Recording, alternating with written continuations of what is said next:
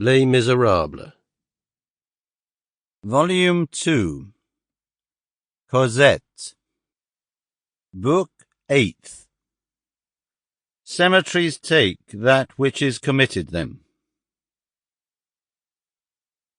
By Victor Hugo. Narrated by Peter Silverleaf. Chapter 1. Which treats of the manner of entering a convent.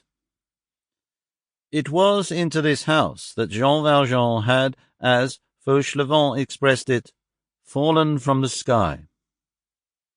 He had scaled the wall of the garden which formed the angle of the Rue Polonceau.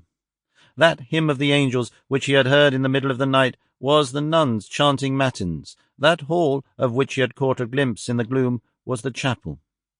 That phantom which he had seen stretched on the ground was the sister who was making reparation.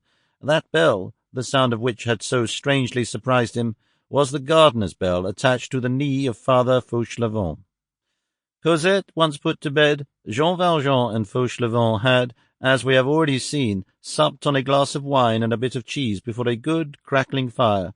Then, the only bed in the hut being occupied by Cosette, each threw himself on a truss of straw. Before he shut his eyes, Jean Valjean said, "I must remain here henceforth." This remark trotted through Fauchelevent's head all night long. To tell the truth, neither of them slept. Jean Valjean, feeling that he was discovered and that Javert was on his scent, understood that he and Cosette were lost if they returned to Paris. And then the new storm which had just burst upon him had stranded him in this cloister. Jean Valjean had henceforth but one thought, to remain there. Now, for an unfortunate man in his position, this convent was both the safest and the most dangerous of places. The most dangerous, because as no men might enter there, if he were discovered it was a flagrant offence, and Jean Valjean would find but one step intervening between the convent and prison. The safest, because if he could manage to get himself accepted there and remain there, who would ever seek him in such a place?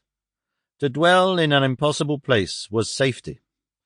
On his side, Fauchelevent was cudgelling his brains. He began by declaring himself that he understood nothing of the matter. How had Monsieur Madeleine got there, when the walls were what they were?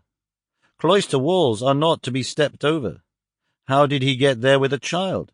One cannot scale a perpendicular wall with a child in one's arms. Who was that child? Where did they both come from?